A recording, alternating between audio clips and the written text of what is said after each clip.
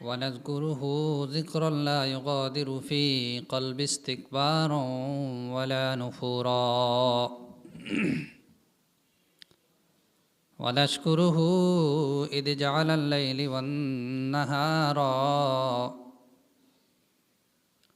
خلفة لمن أراد شكورا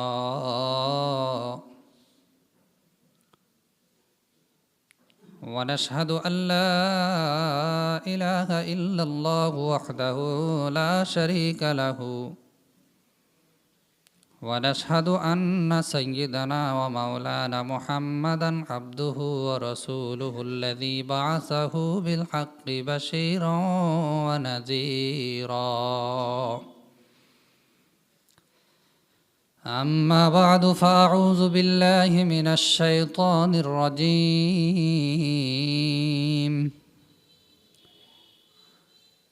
بسم الله الرحمن الرحيم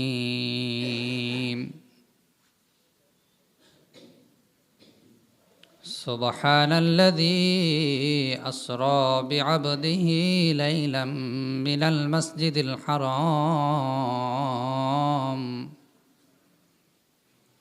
إلى المسجد الأقصى الذي باركنا حوله لنريه من آياتنا إنه هو السميع البصير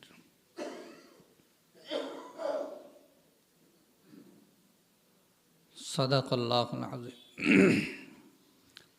اللهم صل على محمد وعلى آل محمد كما صليت على إبراهيم وعلى آل إبراهيم إنك حميد مجيد اللهم بارك على محمد وعلى آل محمد كما باركت على إبراهيم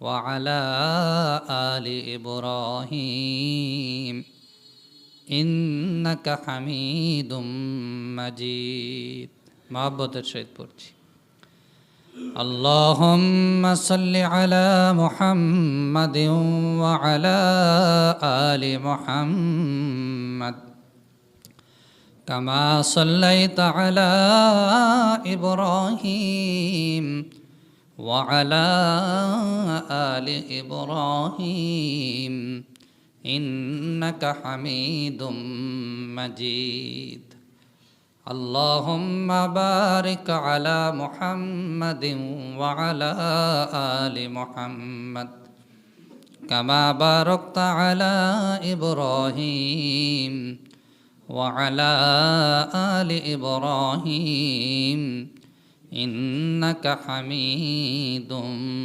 مجيد ربي زدني علما আল্লাহ তাআলার দরবারে লাখো কোটি শুকর গুজার যে আল্লাহ রব্বি করিম আমাদেরকে আল্লাহর ঘর মসজিদে আসার বসার কিছু কথা বলার শোনার তৌফিক দান করলেন সে রব্বি করিমের উপর শুকরিয়া আদায় করছি আলহামদুলিল্লাহ দরুদ ও সালাম পাঠ করছি পয়গম্বর আলাইহিস সালাতু ওয়াস সালামের উপর বলছি সাল্লাল্লাহু আলাইহি ওয়াসাল্লাম সম্মানিত উপস্থিতি আমি আমার খুতবা তেলাওয়াতের ভিতরে দরুদ শরীফ পড়ার পূর্ব মুহূর্তে কোরআনুল কারীমের 15 নম্বর পারার প্রথম নম্বর পৃষ্ঠা সূরাতু বনি ইসরাইলের প্রথম নম্বর আয়াত তেলাওয়াত করেছি আশা করছি জুমার নামাজের পূর্ব মুহূর্তে যতটুকু সময় আলোচনা হয় এই আয়াত নিয়ে আলোচনা করার আল্লাহ রব্বি করিম এই আয়াতের ভিতরে বলেন সুবহানাল্লাহ বলেন না ভাই শুরুতেই কি বলেছেন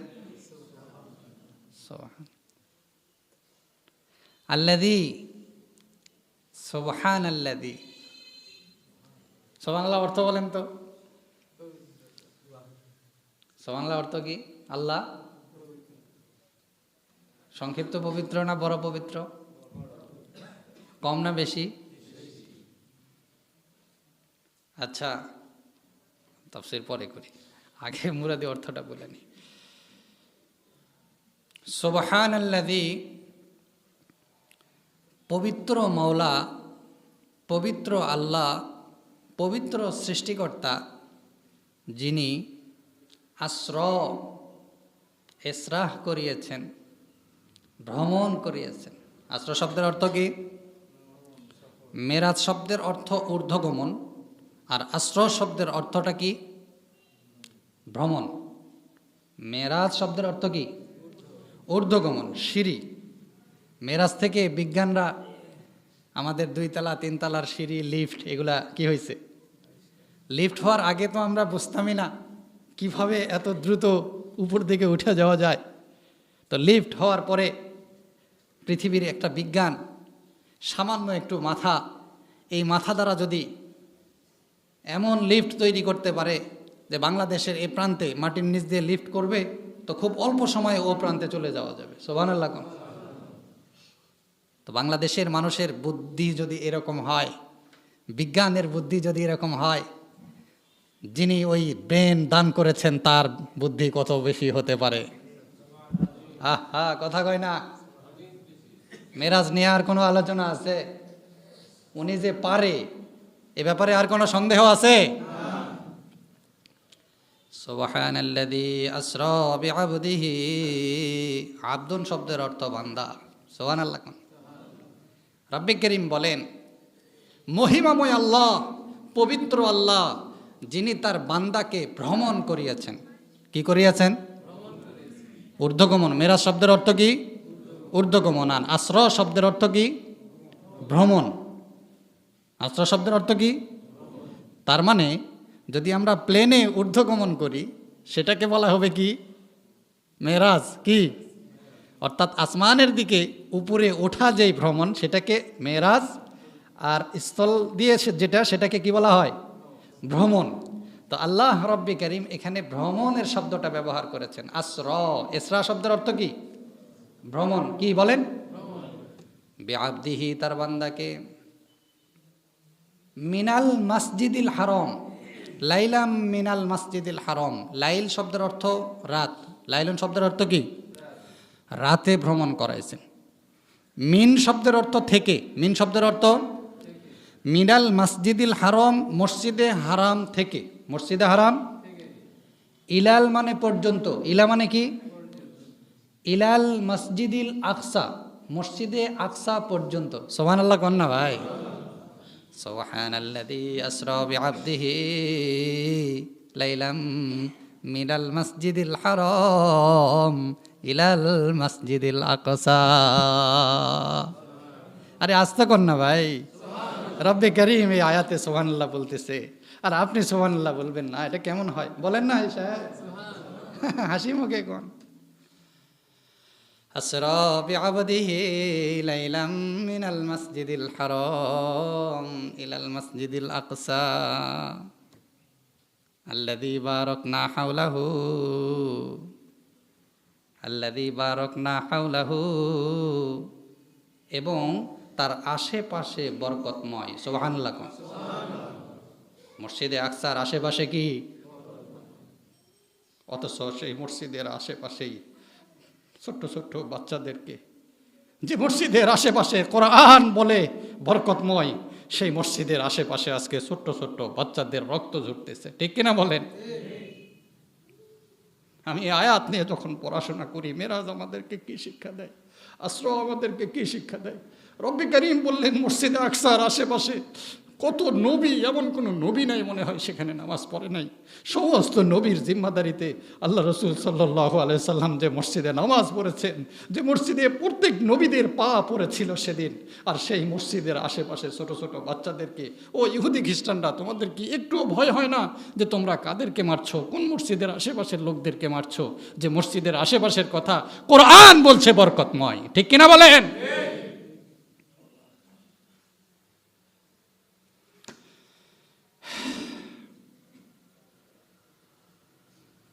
লাইলাম মিনাল মসজিদিল হারাম, রাতের বেলায় তার বান্দাকে মসজিদে হারাম থেকে ইলাল মসজিদিল আকসা, মসজিদে আকসা পর্যন্ত ভ্রমণ করাইছেন কে? যিনি সুবহানাল্লাহ। বলেন যিনি সুবহানাল্লাহ। কত পবিত্র হলে চোখের নিমিষে তার বান্দাকে 550 5,500 কিলোমিটার দূরেও ভ্রমণ করাইতে পারে। সুবহানাল্লাহ বলবেন না? আল্লাযী বারাকনা হাওলাহু, তার আশেপাশে পুরাটাই বরকতময়। আবার সুবহানাল্লাহ বল। লিনুরিয়াহু, যাতে করে তোমরা দেখতে পারো, তুমি দেখতে পারো। লিনুরিয়াহু মিন আয়াতিনা, তার নিদর্শন। সুবহানাল্লাহ। ইন্নাহু হুয়াস সামিউল বাসির। সামিউম না সামিউল? সামিউল মানে ভুলে যায়। সভাপতি আলেম তো, সেক্রেটারিও জ্ঞানী, আবার কমিটিরাও সব কি পড়ুয়া, মাঝে মাঝে আমি আয়াত ভুলে যাই। কথা বোঝেন নাই? আপনারা মাঝে মাঝে শিখে দিবেন, ঠিক আছে না ইনশাল্লাহ? আপনারাও হোহা করবেন, আমিও হোহা করব। রাগ করতেছেন? সামিউম না সামিউল? সামিউল বাসির। নিশ্চয়ই আল্লাহ তাআলা সব কিছু শোনেন, সব কিছু দেখেন। আমি না মাঝে মাঝে মানে কেমন জানি ভিতরে ঢুকে গেলে আর কিছু কুলে ওঠে না। সব কিছু দেখেন, সব কিছু শোনেন, সব কিছু। এই যুবকরা, তোমরা যে রাতের বেলায় তোমাদের মোবাইলে পর্নোগ্রাফি দেখো, অশ্লীল ছবিগুলো দেখো, এই সব কিছু কে দেখেন? সব কিছু কে শোনেন?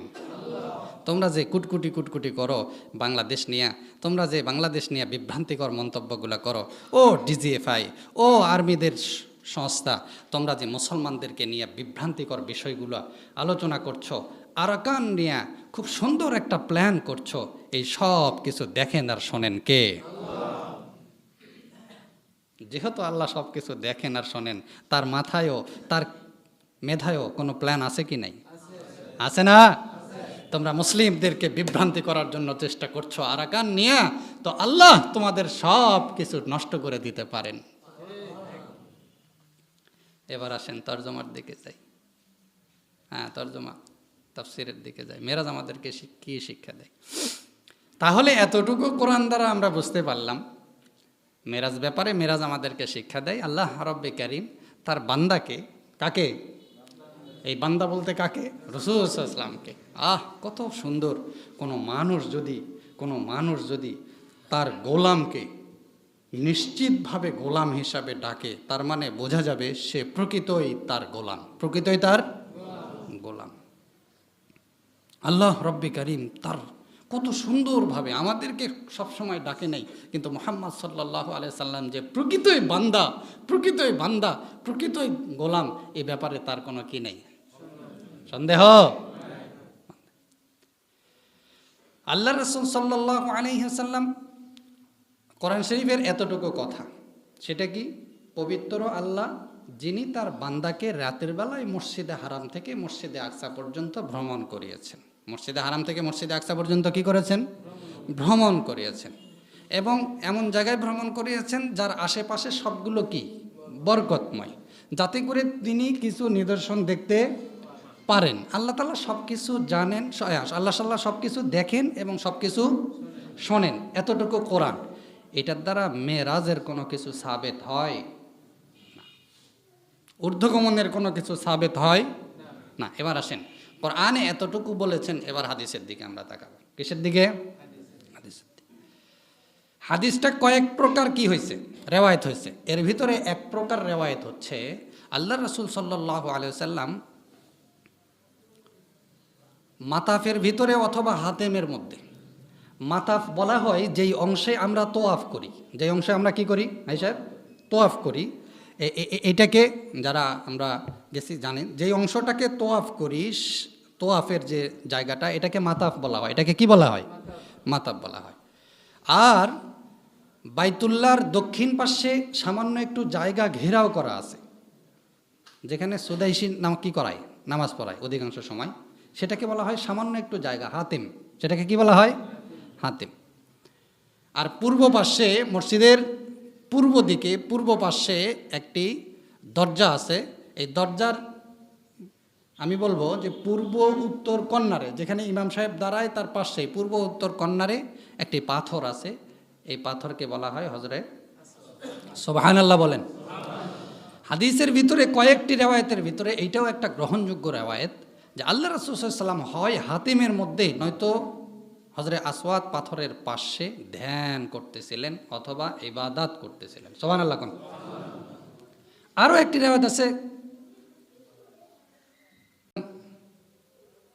ঘরে, আল্লাহ রাসূল সাল্লাল্লাহু আলাইহি ওয়াসাল্লামের বেগমের ঘরে উনি ছিলেন, অজু অবস্থায় তার কি হয়েছে, মেরাজ হয়েছে। যেরকমভাবেই হোক না কেন হাদিসের ভিতরে এসেছেন খুব অল্প সময়, দুনিয়ার খুব অল্প সময়, দুনিয়ার খুব কি অল্প সময়ে, মানে দেখতে খুব অল্প সময় কিন্তু ভিতরে ঘটে যাওয়ার বিষয় 27.5 বছর। সুবহানাল্লাহ বলেন।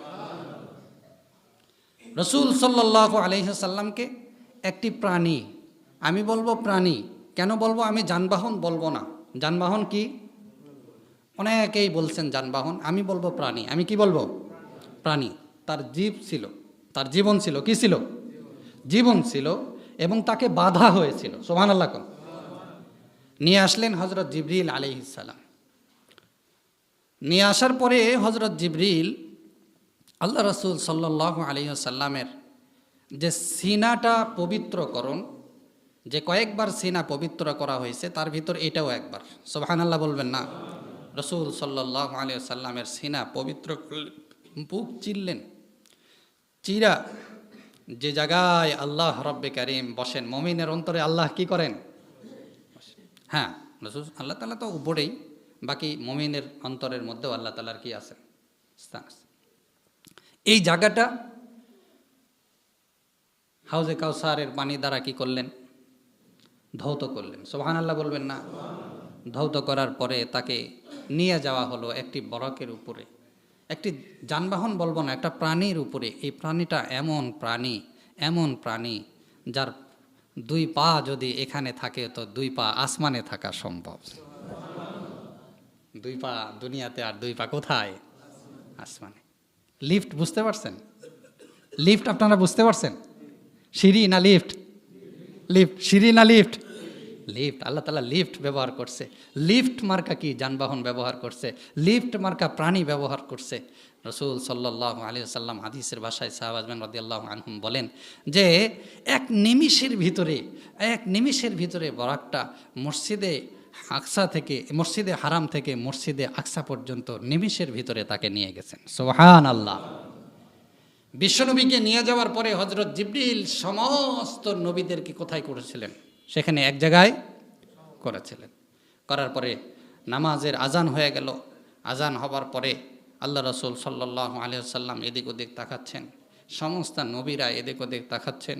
তো জিবরিল আলাইহিস সালাতু ওয়াস সালাম চোখের ইশারা করলেন যে ইমামুল মুরসালিন, আজকে তাকাতাকির কোনো সময় নাই, আজকে আপনিই ইমাম। সুবহানাল্লাহ।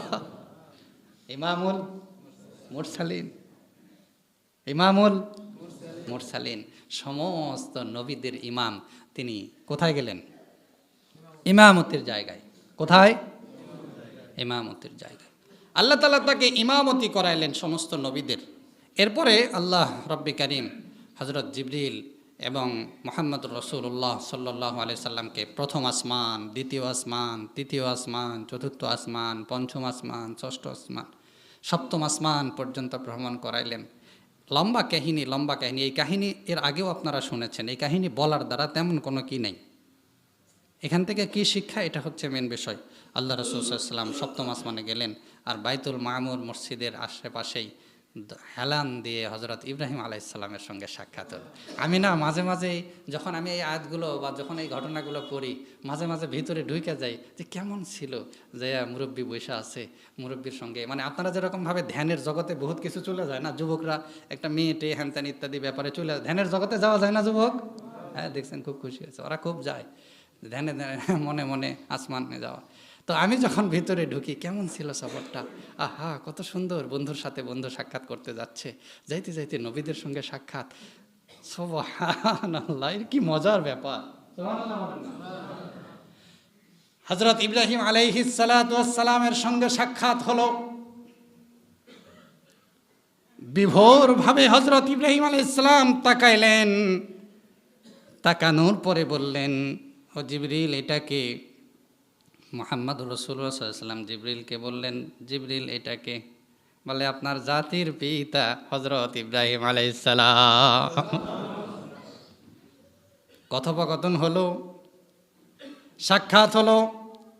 বাইতুল মামুর এমন একটি মসজিদ, এমন একটি মসজিদ, বাইতুল্লাহর সোজা এমন একটি মসজিদ যেখানে আল্লাহ তাআলা, যার উপরে আল্লাহ তাআলা, বাইতুল মামুর আরশে আজিমের নিচে বাইতুল মামুর যে মসজিদ, এই মসজিদে ফেরেশতারা তোয়াফ করতে থাকে, তোয়াফ করতে থাকে।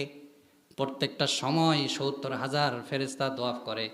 যেই ফেরেশতা একবার তোয়াফ করে, দ্বিতীয়বার আর কখনো তোয়াফ করার সময় পায় না, সুযোগ পায় না। এরকম একটি মসজিদে রাসূল সাল্লাল্লাহু আলাইহি সাল্লাম সালাত আদায় করলেন। তখনকার যে সিস্টেম, সেই সিস্টেম, তখনকার যে সিস্টেমের সালাত, সেই সিস্টেম।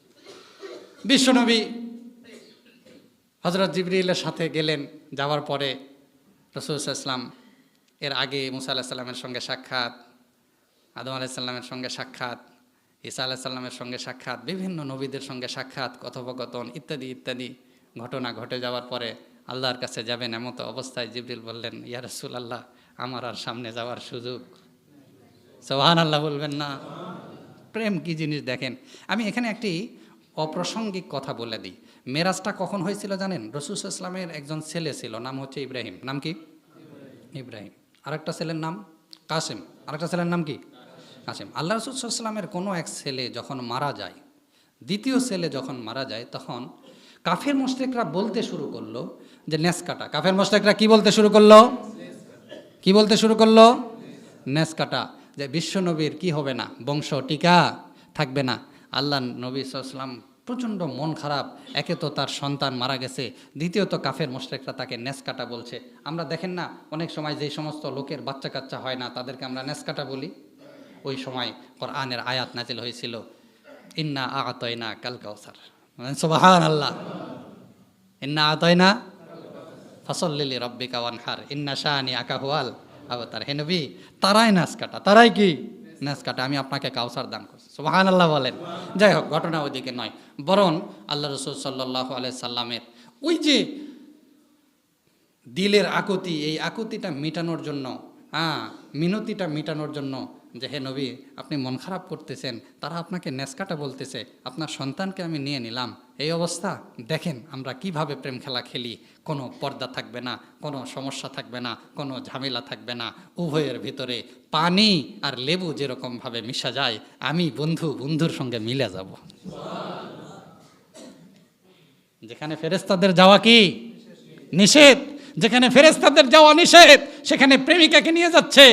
কত সুন্দর প্রেমিকা, কত সুন্দর প্রেমিকা, জীবন বিসর্জন দেওয়া প্রেমিকা, সব কিছু বিসর্জন দেওয়া প্রেমিকা।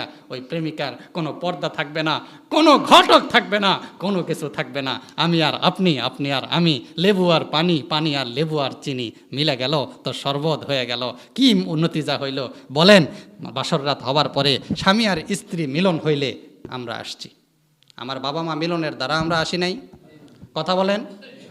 আল্লাহ রব্বে কারীম দুনিয়াতে মানুষ পাঠানোর পদ্ধতি একমাত্র কি করেছেন?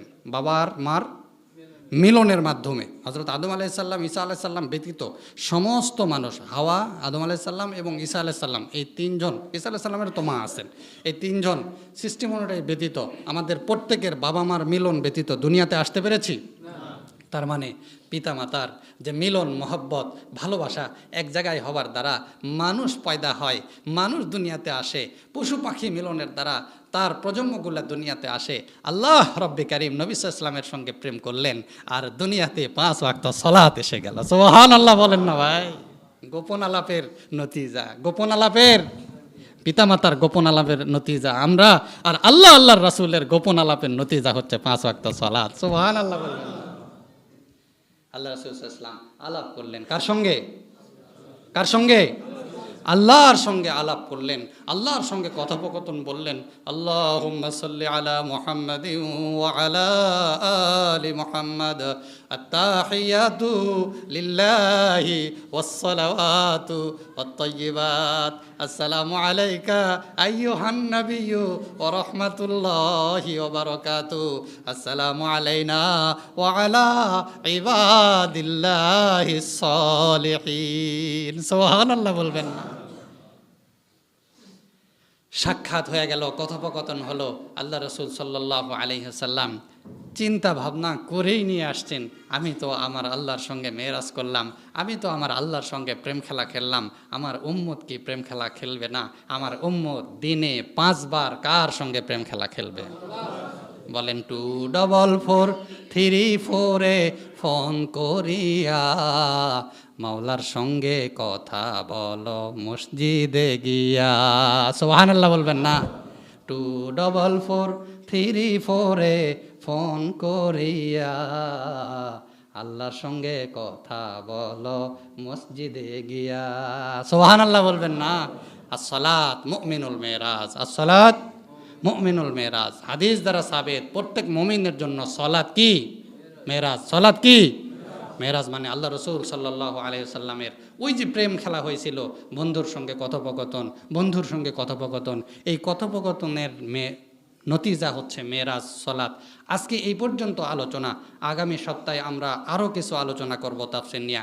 বাকি এতটুকু সামনের দিকে অগ্রসর হতে পারি। মেরাজ আমাদেরকে কি শিক্ষা দেয়? মেরাজ আমাদেরকে 5 ওয়াক্ত সালাতের শিক্ষা দেয়। সুবহানাল্লাহ বলেন। 5 ওয়াক্ত কিসের শিক্ষা দেয়? সালাতের শিক্ষা দেয়। মেরাজ আমাদেরকে কি শিক্ষা দেয়? মেরাজ আমাদেরকে কি মসজিদে আইসা পোলাও কইরা, মসজিদে আইসা জিলাপি দিয়া মাকানো শিক্ষা দেয়? কথা বলেন। নাকি মেরাজ আমাদেরকে কি শিক্ষা দেয়? সালাত। মেরাজ আমাদেরকে কি শিক্ষা দেয়? সালাত। যুবকরা তোমরা কি করো? অন্যান্য জায়গায় কল দিও না। যেই নাম্বারে কখনো বিজি থাকে না, যেই নাম্বার কখনো ব্যস্ত থাকে না, সেই নাম্বারে তোমরা ফোন দিবা। সেই নাম্বারের নাম্বার হচ্ছে, সেই মোবাইলের নাম্বার হচ্ছে 24434। 24434। 2 মানে কি? ফজর। 2 মানে কি? ফজর। 44 জহর এবং আসর। 3 এবং আবার 4 এশা। 24434। 24434। এই নাম্বারে কখনো বিজি থাকে? কথা বলেন, ব্যস্ত থাকে? নেটওয়ার্কের প্রবলেম থাকে? থাকে না। সব সময় সব সময় সব সময় খোলা। আপনি আসা বলবেন আলহামদুলিল্লাহি রাব্বিল আলামিন, তো আল্লাহ রব্বে কারিম বলবেন বান্দা শুকরিয়া আদায় করছে। বান্দা কি করছে? শুকরিয়া আদায় করছে। আপনি আর রহমানির রহিম বলবেন, বলবে বান্দা আমার পবিত্রতা বর্ণনা করছে। সুবহানাল্লাহ কোন? আমার বরত্ব বর্ণনা করছে, আমার রহমিয়ত বর্ণনা করছে। আপনি ইয়াকা না'বুদু ওয়া ইয়াকা নাস্তাঈন বলবেন, তো বলবে বান্দা আমার কাছ থেকে সাহায্য চায়, আমারই ইবাদত করে। সুবহানাল্লাহ। বললে বান্দা আমার কাছে দোয়া করতেছে। কে বলেন? কে? আল্লাহ রব্বে কারিম বলেন। সম্মানিত উপস্থিতি, মেরাজ যেহেতু আমাদেরকে সালাত শিক্ষা দেয়, আমরা অন্তত 5 ওয়াক্ত সালাত মসজিদে আসা পড়ব তো ইনশাআল্লাহ। এই ইসরাহ বিষয়ে কি আপনারা জানেন যে আমার একটা আয়াত নিয়ে আলোচনাটার ভূমিকায় যায় একটা জুমা, এরপরে আয়াতের তর্জমা বা তাফসির করতে আরও 2-3 জুমা কি লাগে ইনশাআল্লাহ। সামনে থেকে ইসরাহটা কাকে বলে, মেরাজ কাকে বলে, প্রথম আসমান থেকে সপ্তম আসমান পর্যন্ত কার কার সঙ্গে সাক্ষাৎ হয়েছে, ইসরায়েলি রেওয়ায়েত আছে, হাদিস কোরআন আছে, এই সমস্ত বিষয় নিয়ে সামনে সপ্তাহে ইনশাআল্লাহ আলোচনা করব। বাকি একটি আলোচনা আজকে করে দিই, সেটা হচ্ছে আল্লাহ তাআলা বারাকনা হাওলাহু, অর্থাৎ রব্বি কারীম মসজিদে আকসার আশেপাশে কি করে দিলেন? বরকতময়। মসজিদে আশেপাশের কি করে দিলেন? বরকতময় করে দিলেন। অথচ আমরা কি করলাম? রক্তাক্ত। আমরা কি করলাম? রক্তাক্ত। দুনিয়ার মানুষ ওটাকে কি করলো? আপনারা গাজার বিষয়টা জানেন না তো কথা বলছেন না কেন? আমরা কি করলাম? আর কুলুষিত করলাম। আর রব্বে কারীম কি করে দিছেন? পবিত্র, বরকতময় করে দিছেন। কি করে দিছেন? বারাকনা হাওলাহু। কি করে দিছেন? বরকতময় করে দিছেন। সম্মানিত উপস্থিতি, আল্লাহ বরকতময় করলেন আর তোমরা কুলুষিত করলে, তোমরা জেনে রাখো, তোমরা জেনে রাখো, তোমরা জেনে রাখো, তোমাদের আযাব এমন প্রকার হবে যা দুনিয়াতে অন্য কাউকে এই আযাব দেয়। এটা রব্বে কারীমের সঙ্গে যুদ্ধ ঘোষণা। আপনারা বললেন এই মসজিদ সালাত আদায় করার জন্য, আর কেউ যদি আইসা এই মসজিদে সিনেমা হল শুরু করে দেয়, তাহলে আপনাদের সঙ্গে কি এটা যুদ্ধ ঘোষণা নয়? যুদ্ধ ঘোষণা নয়? যুদ্ধ ঘোষণা। সম্মানিত উপস্থিতি, আল্লাহ বললেন বরকতময়, আল্লাহ বললেন শাম বরকতময়, আর আপনারা করতেছেন যুদ্ধ। আপনারা শিশুদেরকে মারছেন, আল্লাহর সঙ্গে যুদ্ধ ঘোষণা করছেন। এর পরিণতি কি হবে না? ভালো হবে। শুধু সেই জায়গায় নয়, পৃথিবীর যেখানেই যেখানেই মানুষকে রক্তাক্ত করছে, মানুষকে শহীদ করে দিচ্ছে, কোথাও আপনারা ভালো থাকবেন না। ঠিক আছে না ইনশাআল্লাহ? কিন্তু আমাদেরকে এই বরকতময় মসজিদটা, যেহেতু আল্লাহর সঙ্গে তারা যুদ্ধ ঘোষণা করছে, আল্লাহর সঙ্গে তারা বরকতময় জায়গাকে কুলুষিত করছে, নষ্ট করছে, এই নষ্ট থেকে বিরত রাখার জন্য আল্লাহ কি আসমান থেকে এসে বিরত রাখাবেন, নাকি আমাদের মতো মানুষকেই যেতে হবে? এই আমাদের মতো মানুষকেই যেতে হবে না?